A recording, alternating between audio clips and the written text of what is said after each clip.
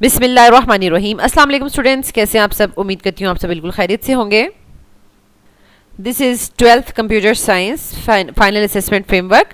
तो स्टूडेंट्स, जैसे कि कंप्यूटर का आपको पता है कि 9, 10 फर्स्ट ईयर सेकेंड ईयर में बहुत ज़्यादा आप कह लें कि मवाद बिल्कुल ना होने के बराबर फॉर्मेटिव असेसमेंट में इंक्लूड किया गया है, ठीक है।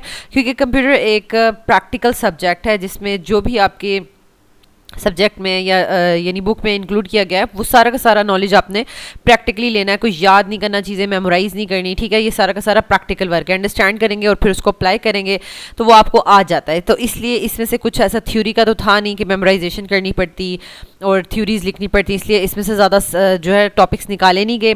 और 12th कंप्यूटर साइंस में से सिर्फ एक चैप्टर में से जो 2 टॉपिक्स जो हैं वो फॉर्मेटिव असेसमेंट के लिए एक्सक्लूड किए गए हैं, वो मैं आपको मार्क करवा देती हूँ। तो चलिए स्टूडेंट स्टार्ट करते हैं। रब्बि इश्रह ली सदरी वयस्सिर ली अमरी वहलुल उक़दतम मिन लिसानी यफ़क़हू क़ौली। ए मेरे रब, मेरे लिए मेरा सीना कुशादा फरमा दे और मेरा काम आसान कर दे और मेरी ज़ुबान की गिरह खोल दे ताकि वो मेरी बात समझ सकें। आमीन। अल्लाहुम्मा अन्फ़अनी बिमा अल्लमतनी वअल्लिमनी मा यनफ़अनी वज़िदनी इल्मा। ए अल्लाह, मुझे फ़ायदा दे उसके साथ जो तूने मुझे सिखाया है और मुझे सिखा जो मेरे लिए फ़ायदेमंद है और मेरे इल्म में इजाफ़ा फरमा। आमीन। तो स्टूडेंट्स, सबसे पहले हम चलते हैं फेडरल बोर्ड की वेबसाइट पे, क्योंकि अगर आपको ख़ुद ये फाइनल असेसमेंट फ्रेमवर्क का पीडीएफ डाउनलोड करना है तो आप ये देखें, ये फेडरल बोर्ड की वेबसाइट पे सिलेबस एंड मॉडल पेपर्स पे क्लिक करेंगे और सबसे पहला लिंक जो है एसएलओ बेस्ड एग्जामिनेशन, उस पर क्लिक करेंगे तो आपके पास एक पेज ओपन हो जाएगा, ठीक है। और इसमें आप इजीली अपनी जो 12th क्लास है उसके कंप्यूटर साइंस का जो होगा, ये देखें, ये आपको राइट पे नज़र आ रहा है, ठीक है। उसका असेसमेंट फ्रेमवर्क जो है वो डाउनलोड कर सकते हैं। बाकी सब्जेक्ट भी तमाम के तमाम 9, 10 फर्स्ट ईयर सेकेंड ईयर और उनके थ्योरी एंड पीबीएस सब असेसमेंट फ्रेमवर्क्स जो हैं उनके पीडीएफ्स अपलोडेड हैं।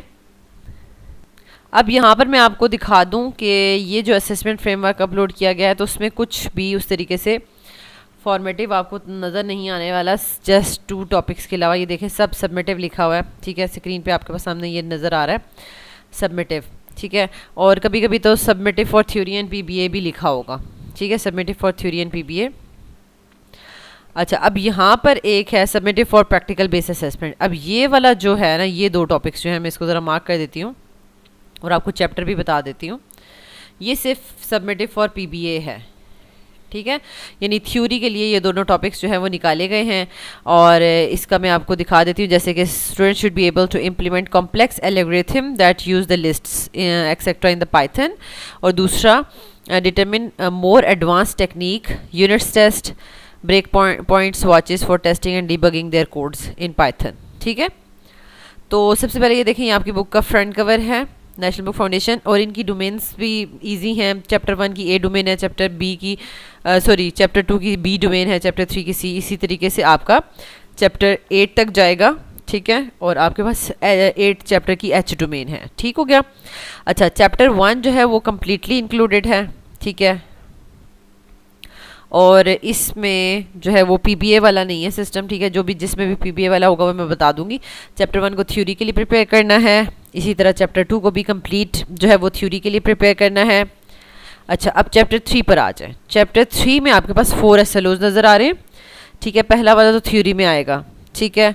दूसरा वाला थ्योरी में भी आएगा और पीबीए में भी आएगा, ठीक है।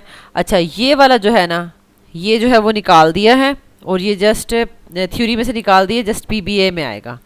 दैट्स वाई इसके साथ आप पीबीए लिखेंगे, ठीक है। यानी पीबीए के लिए तो आएगा लेकिन थ्योरी के लिए नहीं होगा, ओके। तो ये आपने इसको मार्क कर लेना है।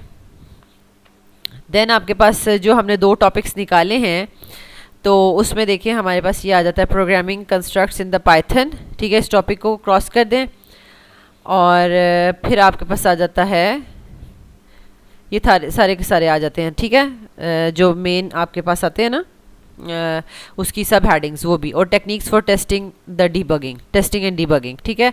तो इसकी भी सब हेडिंग सारी की सारी इसमें इंक्लूड हो जाएंगी। फिर आपके पास आ जाता है चैप्टर 4, ठीक है।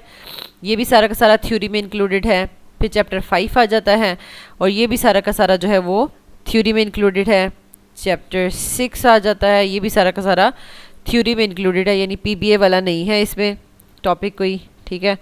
और फिर आ जाता है चैप्टर 7, ठीक है, चैप्टर 7 भी थ्योरी में इंक्लूडेड है।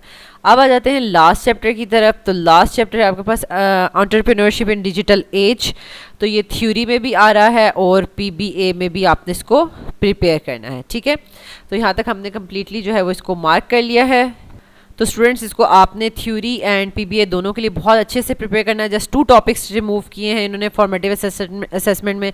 इसका मतलब है कि 99.9% बुक आपकी इंक्लूडेड है। ठीक है, तो इस वीडियो को आप ज़्यादा से ज़्यादा स्टूडेंट्स के साथ शेयर करें ताकि बाकी स्टूडेंट्स भी जो है अपने असेसमेंट फ्रेमवर्क्स को मार्क कर सकें। अल्लाह ताला आपको बहुत आसानियाँ अता फरमाए और आसानियाँ तकसीम करने का शर्फ अता फरमाए। आमीन।